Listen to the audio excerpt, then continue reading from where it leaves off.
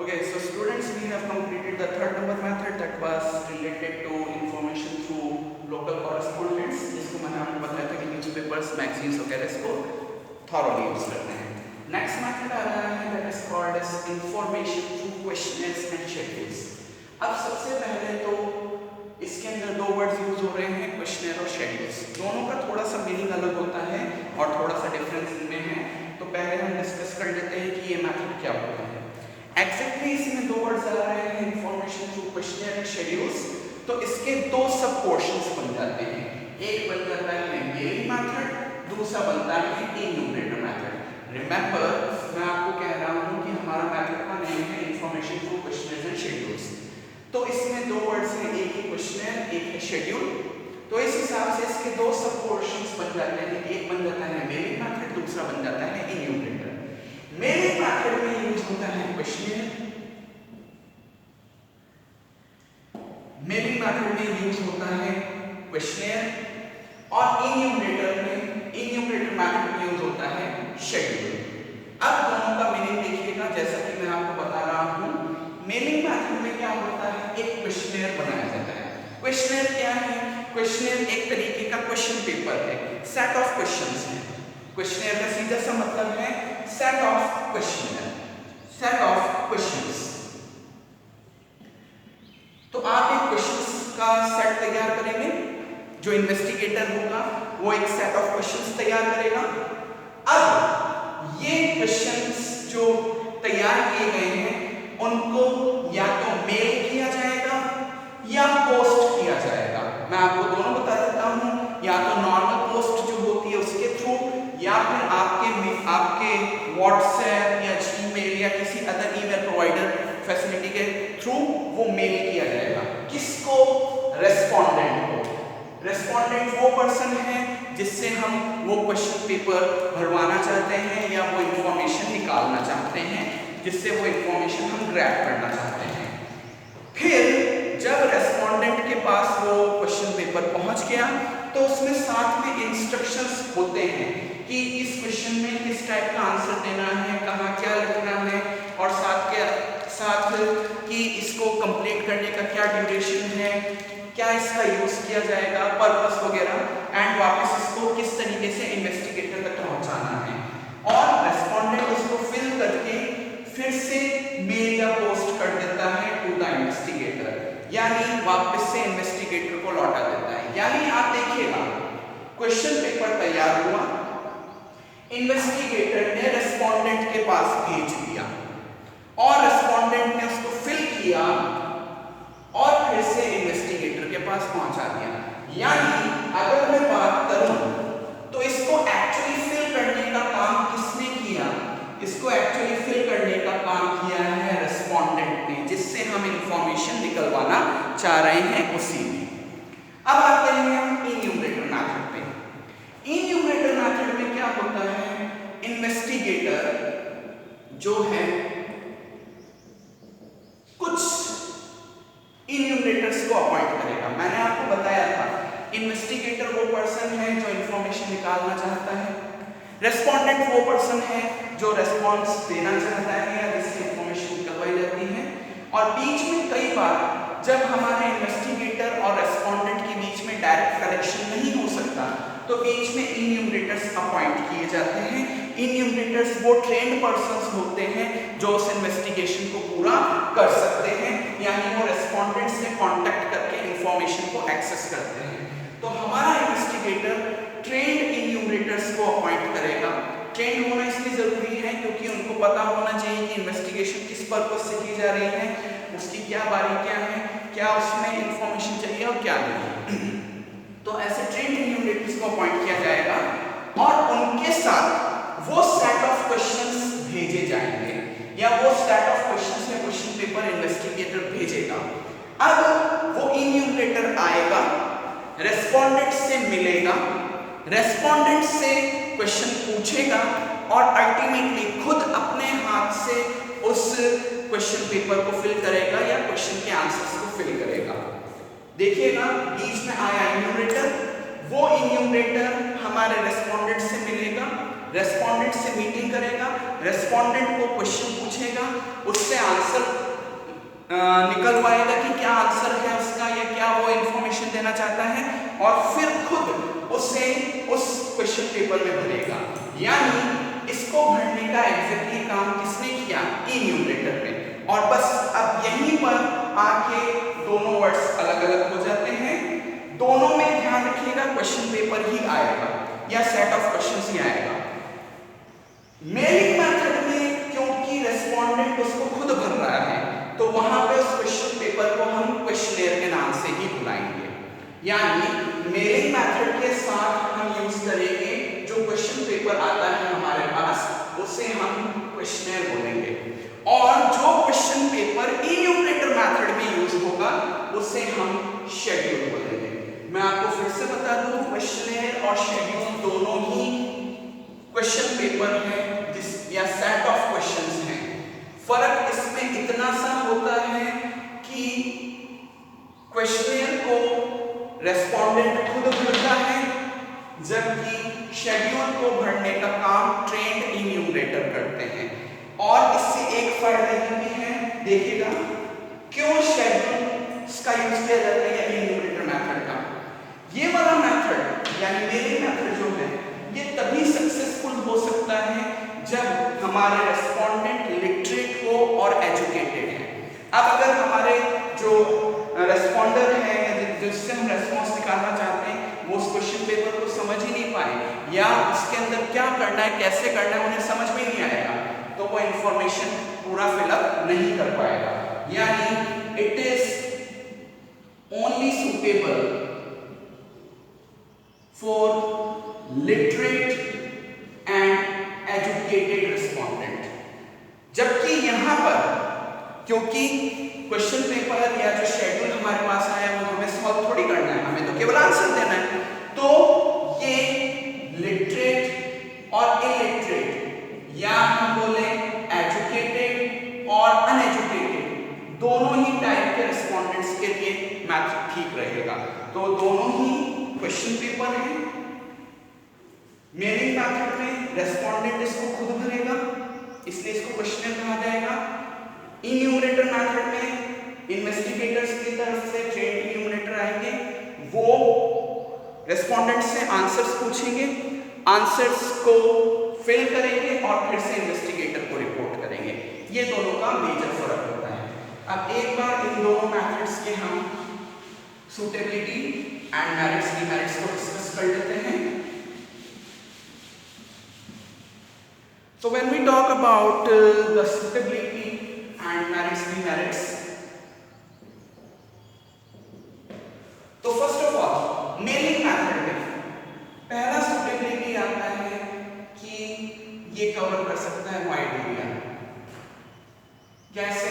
अभी मैंने आपको बताया था, आज आप यहाँ पे बैठे बैठे कितने जनों को व्हाट्सएप कर सकते हैं या कितनी दूर तक के पर्सन को व्हाट्सएप कर सकते हैं, आप खुद आंसर दे सकते हैं। वो पर्सन दिल्ली में भी हो सकता है, अमेरिका में भी हो सकता है या कहीं अदर कंट्री में भी हो सकता है।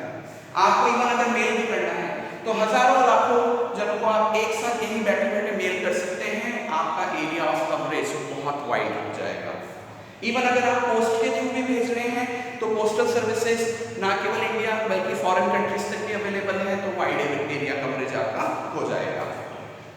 दूसरा है मोस्ट इंपॉर्टेंट कि यहाँ पर respondent are educated. Most important thing अभी हमने डिस्कस किया था कि मेलिंग मेथड में जो क्वेश्चन पेपर बनेगा उसको रेस्पोंडेंट खुद फिल करेगा, उसका आंसर खुद करेगा, तो इसके लिए रेस्पोंडेंट का एजुकेटेड और लिटरेट होना जरूरी है। अब अगर हमारा रेस्पोंडेंट लिटरेट और एजुकेटेड नहीं है तो ऑब्वियसली कि वो हमारे क्वेश्चन पेपर को सॉल्व नहीं कर पाएगा या हमारे क्वेश्चंस को सॉर्ट आउट नहीं कर पाएगा। इसके बाद हम बात कर लेते हैं मेरिट्स की। तो मेरिट्स में तीन मेजर मेरिट्स आ रही हैं, economical, original and wide area coverage. देखिएगा इकोनॉमिकल कैसे है।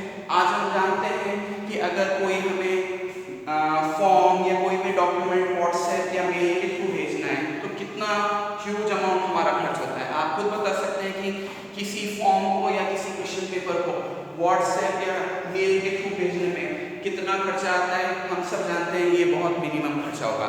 इवन पोस्टल चार्जेस की भी हम बात करें तो बल्क में जब हम पोस्टल या पोस्ट करते हैं तो ऑब्वियसली जो हमारा मनी होता है वो कम खर्च होता है। इसके अलावा टाइम, एफर्ट्स, मनी तीनों ही फॉर्म में बहुत कम खर्चा होता है, इज लेस यूज्ड या लेस एक्सपेंड इन एक्सपेंसेस।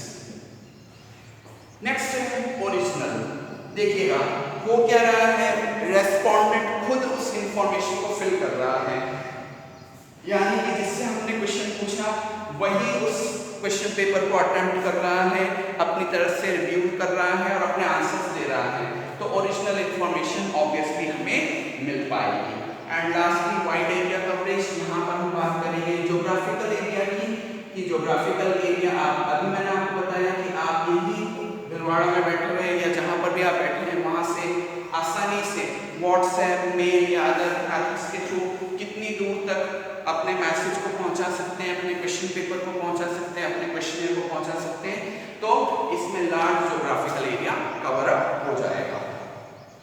एक इसका डीमेरिट्स अगर हम डिस्कस करें तो डीमेरिट्स में सबसे पहली बात आती है lack of interest by respondent. कई बार ऐसा होता है कि रेस्पोंडेंट्स को हमने क्वेश्चनेयर भेज दिया, अब उन्होंने कहा कि ओके क्वेश्चन पेपर रिसीव हो गया, लेकिन उसका प्रॉपर अटेंशन के साथ कंप्लीट करना, उसके आंसर्स देना जरूरी होता है। अब रेस्पोंडेंट या तो किसी वर्क में बिजी है या किसी भी वजह से उस क्वेश्चन पेपर को बिना किसी अटेंशन के या बिल्कुल केयरलेसली अटेम्प्ट कर रहा है तो प्रॉपर इंफॉर्मेशन नहीं मिल पाएगी। या इवन कई बार ऐसा भी होता है कि रेस्पोंडेंट को हमने इंफॉर्मेशन दे दी कि आपको ये क्वेश्चन पेपर 2 डेज में कंप्लीट करके भेजना है, बट वो उसको फिल अप नहीं कर रहा है, तो ऐसा कई बार हो सकता है कि हमारा जो रेस्पोंडेंट है वो उस क्वेश्चन पेपर में या उस क्वेश्चनर में इंटरेस्ट ना दिखाए। दूसरा lack of flexibility. Lack of flexibility का मतलब ये है कि क्योंकि हम क्वेश्चन एक प्रिंटेड फॉर्म में भेज रहे हैं या ऑलरेडी सेट पैटर्न में भेज रहे हैं, तो कई बार ऐसा हो सकता है कि क्वेश्चन वो हमारे रेस्पोंडेंट को समझ में नहीं आए या वो समझ नहीं पाए कि एग्जैक्टली क्वेश्चन क्या कहना चाह रहा है, तो उसको मोल्ड करके समझाना अब पॉसिबल नहीं हो पाएगा। मतलब एक बार जो सेट ऑफ क्वेश्चन पेपर में क्वेश्चन लिख दिया गया, उसको किसी भी तरीके से इजी गोइंग या किसी अदर लैंग्वेज में फ्लक्चुएट कर पाना या चेंज करवाना इसमें पॉसिबल नहीं होगा, यानी फ्लेक्सिबिलिटी नहीं हो पाएगी। तीसरा, इसका यूज लिमिटेड ही होगा। लिमिटेड यूज इसलिए है क्योंकि ओनली एजुकेटेड पर्सन ही इसको फिल इन कर पाएंगे। अगर हमारा जो पर्सन रेस्पोंडेंट जो है वो इलिटरेट है या अनएजुकेटेड है, तो फिर उसके लिए ये क्वेश्चनर मेथड ठीक नहीं रहेगा। इसी वजह से हम दूसरे मेथड इन्यूमरेटर मेथड को डिस्कस कर रहे हैं। तो इसका लिमिटेड यूज ही पॉसिबल है क्योंकि ये एजुकेटेड या लिटरेट पर्सन्स के साथ ही यूज किया जा सकता है। एंड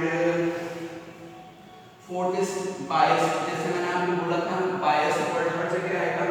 इस बार ऐसा हो सकता है कि रेस्पोंडेंट कहना तो कुछ और चाह रहा है बट अपनी फीलिंग्स को, अपने इमोशंस को मोल्ड करके आंसर वो कुछ और दे दे, क्योंकि हम सामने बैठ के क्वेरी तो नहीं कर रहे हैं, तो वो अपनी मर्जी से कभी भी अपने आंसर को मोल्ड कर सकता है, अपने फीलिंग्स, अपने इमोशन को चेंज करके आंसर को गलत भी टिक कर सकता है या फिल इन कर सकता है। And last is less accuracy. Less accuracy का फॉर्म इस वजह से हो सकता है कि जब हमने जो क्वेश्चन पेपर बनाया है, जो क्वेश्चनर बनाया है, आर नॉट फ्रेम्ड प्रॉपर्ली, कि जो हमने क्वेश्चंस उसमें फिल किए हैं या सेलेक्ट किए हैं वो गलत फॉर्म में है या फिर उनकी लैंग्वेज गलत है या टोटल क्वेश्चन ही ऐसा है जो उस पूरी इंक्वायरी से बिलोंग नहीं करता है, तो फिर इंफॉर्मेशन गलत हमारे सामने आएगी।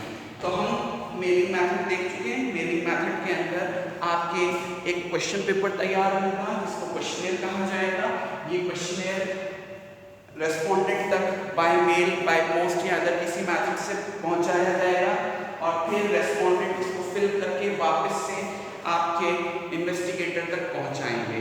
और यहाँ पर क्योंकि क्वेश्चन पेपर में सेल्फ सॉल्व करना होता है, खुद ही उसके आंसर्स फिल करने होते हैं, तो हमारे रेस्पोंडेंट का एजुकेटेड और लिटरेट होना जरूरी है। और यही इसका एक ड्रॉबैक भी है कि ये इलिटरेट पर्सन्स के लिए या अनएजुकेटेड पर्सन्स के लिए बेस्ट मेथड नहीं हो सकता।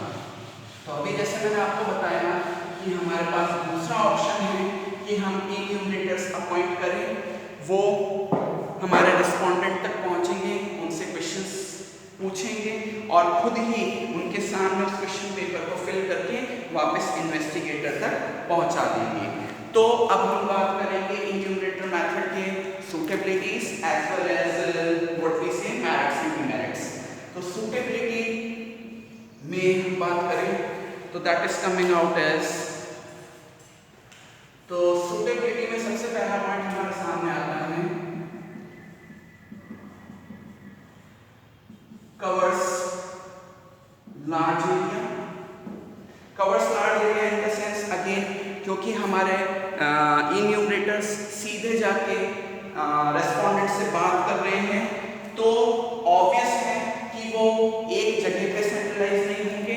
एग्जैक्टली इसमें होता क्या है कि अलग अलग एरिया वाइज अलग अलग इन्यूमरेटर्स अपॉइंट कर दिए जाते हैं और उनको एक कंसर्न्ड सेट ऑफ एरिया दे दिया जाता है, एक कंसर्न्ड लिमिटेड एरिया दे दिया जाता है जिसमें कहा जाता है कि वहां जाके उनको वो इन्वेस्टिगेशन कंडक्ट करना है। तो इस तरीके से एरिया वाइज हम कवरेज कर सकते हैं। नंबर 2, इफ स्किल्ड और ट्रेन्ड इन्यूमरेटर्स आर नीडेड। कई बार ऐसा हो सकता है कि इंफॉर्मेशन कुछ कॉम्प्लेक्स नेचर की है या थोड़ी टिपिकल नेचर की है, तो उसको कंप्लीट करने के लिए या उसको समझने के लिए रेस्पोंडेंट खुद रिस्पॉन्सिबल नहीं हो पा सकता है या उसको खुद नहीं समझ पाएगा, तो उसको समझाने के लिए हमें ऐसे स्किल्ड और ट्रेन्ड इन्यूमरेटर्स की जरूरत होती है। तो वहां पर ये मेथड बेस्ट रहेगा और फिर क्वेश्चन पेपर को क्वेश्चनर ना कह के हम शेड्यूल के तौर पे डिफाइन करेंगे। फिर एक और तीसरा इसका इंपॉर्टेंस है कि अगर हम ऐसे एरिया में जा रहे हैं जहां लैंग्वेज का कोई डिफरेंस है या कस्टम्स का कोई डिफरेंस है, ट्रेडिशंस का कोई डिफरेंस है, तो वहां पे हमारे इन्यूमरेटर का लोकल लैंग्वेज में वर्ड्स होना जरूरी है, क्योंकि अगर हम एक लोकल पर्सन को वहां पर इन्वेस्टिगेशन के लिए भेजेंगे तो वहां के लोगों से वो अच्छे से कनेक्ट कर पाएगा और अच्छे से इंफॉर्मेशन को कनेक्ट करके हमें वापस पहुंचा पाएगा। तो ये 3 जो पॉइंट्स हैं वो इन्यूमरेटर मेथड की सूटेबिलिटी के हैं। Now we will talk about their merits and demerits. तो मेरिट्स में सबसे पहला बात है वाइड कवरेज। अब वाइड कवरेज इसलिए है क्योंकि ये मेथड लिटरेट पर्सन और इलिटरेट पर्सन दोनों के लिए करेक्ट है, या अगर मैं एजुकेटेड एंड अनएजुकेटेड की बात करूं तो दोनों के लिए करेक्ट है। पिछला मेथड जो हमने देखा था उसमें केवल एजुकेटेड या लिटरेट पर्सन ही कवर हो रहे थे या वो ही रिस्पॉन्स दे पा रहे थे, बट यहाँ पर एजुकेटेड अनएजुकेटेड या लिटरेट और इलिटरेट दोनों ही पर्सन्स आंसर कर सकते हैं, तो हम ज्यादा पर्सन्स को कवर कर पाएंगे। दूसरा एक्यूरेसी। एक्यूरेसी इसलिए होगी क्योंकि हमारे इन्यूमरेटर जो हैं वो ट्रेन्ड हैं, वो जानते हैं कि इंफॉर्मेशन किस वजह से कलेक्ट की जा रही है, इसका पर्पस क्या है, तो उसी हिसाब से वो उसी सिंसियरिटी के साथ या इन्वेस्टिगेशन की बारीकी को समझते हुए उस इंफॉर्मेशन को एक्सेस करने की कोशिश करते हैं और अकॉर्डिंग मैनर में आपके उस क्वेश्चन पेपर में या शेड्यूल में फिल इन करते हैं। नेक्स्ट इज, क्योंकि हमारे यहाँ पर इन्यूमरेटर सीधे जाकर रेस्पोंडेंट से कांटेक्ट कर रहा है, तो पर्सनल कांटेक्ट का एक बहुत अच्छा बेनिफिट मिलता है। पिछली बार हमने बताया था कि क्वेश्चनर मेथड में या मेरे मेथड में हमने कहा था कि रेस्पोंडेंट को हमने क्वेश्चन पेपर भेज दिया या इंस्ट्रक्शन भेज दिए, बट वो इंटरेस्ट ही नहीं दिखा रहा है या वो क्वेश्चन पेपर अटेम्प्ट नहीं करना चाह रहा है, तो ऐसे केस में इंफॉर्मेशन नहीं निकल पाएगी। जबकि यहाँ पर हमारा सीधा जो इन्यूमरेटर है वो आपके रेस्पोंडेंट से पर्सनल कांटेक्ट कर रहा है, उसके सामने बैठ के उससे क्वेश्चन पूछ रहा है, तो ऑब्वियसली कि इंफॉर्मेशन अच्छे से ग्रैप हो पाएगी और पूरा इंफॉर्मेशन हमें मिल पाएगा। Next is fourth is impartiality. Impartiality का सेंस ये है कि क्योंकि हमारे जो इन्यूमरेटर्स गए हैं वो ट्रेन है, नंबर 2 वो सैलरी एम्प्लॉयज होते हैं कि उनका एक फिक्स सैलरी स्ट्रक्चर होता है कि आपको इतना एरिया कवर करना है, उसके बदले आपको ये रेम्युनरेशन मिलेगा। तो अकॉर्डिंग टू उन्हें पता है कि अगर हम सर्वे अच्छे से कंडक्ट करेंगे तो ऑब्वियसली हमारे रेम्युनरेशन और वर्क्स हमें प्रॉपर्ली मिल पाएंगे। तो उसका खुद का कोई इसमें बेनिफिट नहीं है कि इस इंफॉर्मेशन को वो किसी तरीके से मोल्ड करे या इसको करप्ट करे।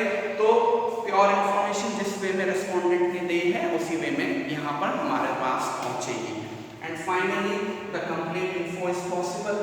कंप्लीट इन्फो इसलिए पॉसिबल है क्योंकि मैंने अभी आपको बताया था कि बाय चांस अगर हमारा रेस्पोंडेंट क्वेश्चन को समझ नहीं पा रहा है तो ये पर्सन क्योंकि वेल वर्स्ड है, लोकल एरिया से है, तो वो आसानी से उसको लोकल लैंग्वेज में या इजी मैनर में हमारे रेस्पोंडेंट को एक्सप्लेन कर पाएगा और जैसे ही हमारे रेस्पोंडेंट को वो प्रॉपर क्वेश्चन समझ में आया हमें कंप्लीट इंफॉर्मेशन मिल जाएगी।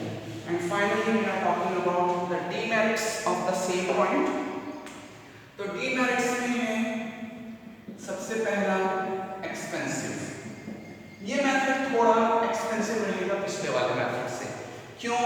सबसे पहले if we are ट्रेनिंग का इन्यूमरेटर्स तो उनकी ट्रेनिंग का खर्चा, फिर उनके ट्रैवलिंग का खर्चा, इसके अलावा एक पर्सन से बात करनी है तो पर्सनल कांटेक्ट में टाइम, एफर्ट्स, एनर्जी ये सारी चीजें ज्यादा खर्च होगी, इसलिए ये पिछले वाले से ज्यादा एक्सपेंसिव मेथड माना जाता है। नेक्स्ट इज कि आप जिस टाइप के या जितने एक्सपीरियंस या जितने ट्रेन इन्यूमरेटर्स ढूंढना चाहते हैं वो आपको आसानी से मिल जाएंगे, ये जरूरी नहीं है। इसीलिए मैंने आपको बताया था कि हो सकता है आपको ट्रेनिंग उनकी खुद करानी पड़े। पहले से ट्रेनिंग इन्यूमरेटर्स आपको नहीं मिल पाए तो आपको ट्रेनिंग करवानी पड़ेगी, तो उसमें खर्चा हो जाएगा। तो availability of train and experience enumerator is not always going to be possible. Third is, ये पॉइंट मैंने ऊपर भी लिख दिया है कि ये टाइम कंज्यूमिंग मेथड है क्योंकि एक पर्सन से हमारा डायरेक्ट कांटेक्ट हो रहा है तो उसमें टाइम बहुत ज्यादा लगता है। Next is, it is useful for government investigations. देखिए आज की तारीख में भी अगर हम बात करें तो प्राइवेट इन्वेस्टिगेशन फर्म्स इस मेथड की तरफ जाना कम ही पसंद करती है, क्योंकि अगर हमारे इन्यूमरेटर ने जाके कहा कि हम एक प्राइवेट कंपनी से आए हैं, किसी इंस्टीट्यूशन से आए हैं और इंफॉर्मेशन निकालने की कोशिश करें कॉमन पब्लिक से, तो पब्लिक इतना ट्रस्टेबल इंफॉर्मेशन देगी जरूरी नहीं है। लेकिन वहीं अगर वो सीधे कहें कि हम गवर्नमेंट की तरफ से आए हैं या गवर्नमेंट के इस ऑफिस की तरफ से आए हैं और ये इंफॉर्मेशन चाहते हैं, तो गवर्नमेंट के ऊपर ट्रस्ट होने की वजह से पब्लिक आपको रेस्पॉन्स दे भी देगी। तो प्राइवेट इंस्टीट्यूशंस या प्राइवेट इन्वेस्टिगेशन के लिए ये एक अच्छा मेथड नहीं माना जाता है। एंड लास्टली अगेन मैंने आपको बोला था कि बायसनेस का टॉपिक हर जगह कहीं ना कहीं आएगा। अगर हमारा जो इन्यूमरेटर हमने भेजा है वो किसी तरीके का बायस्ड है, यानी वो चाहे तो अपने लेवल के हिसाब से, अपनी नॉलेज के हिसाब से, अपनी थिंकिंग के हिसाब से जो हमारा रिस्पोंडेंट है उसको मैनिपुलेट कर सकता है और इवन उसके दिए हुए आंसर को गलत वे में रिप्रेजेंट कर सकता है, तो ये बायसनेस हो गया। तो ये आपके प्राइमरी डेटा कलेक्शन के तीनों चारों मेथड है। पहला डायरेक्ट पर्सन इन्वेस्टिगेशन था, दूसरा इनडायरेक्ट ओरल इन्वेस्टिगेशन, तीसरा थ्रू कॉरेस्पॉन्डेंट्स, चौथा मेलिंग, क्वेश्चनर और शेड्यूल मेथड, इसमें मेलिंग और इन्यूमरेटर पढ़ा। इसके अलावा आपके टेलीफोनिक कन्वर्सेशन करके भी मेथड है, बट वो इतना इंपॉर्टेंट नहीं है इसलिए हम उसको डिस्कस नहीं कर रहे हैं, तो आप उसको रीड आउट नहीं करेंगे। ये आपके मेजर प्राइमरी डेटा कलेक्शन के मेथड्स हो गए। If you face any doubt और query please feel free to contact me and we will meet in the next lecture. Till then, take care of your health and do have a healthy routine, healthy food, healthy diet, and do some workout, exercise, physical activities which make you fit.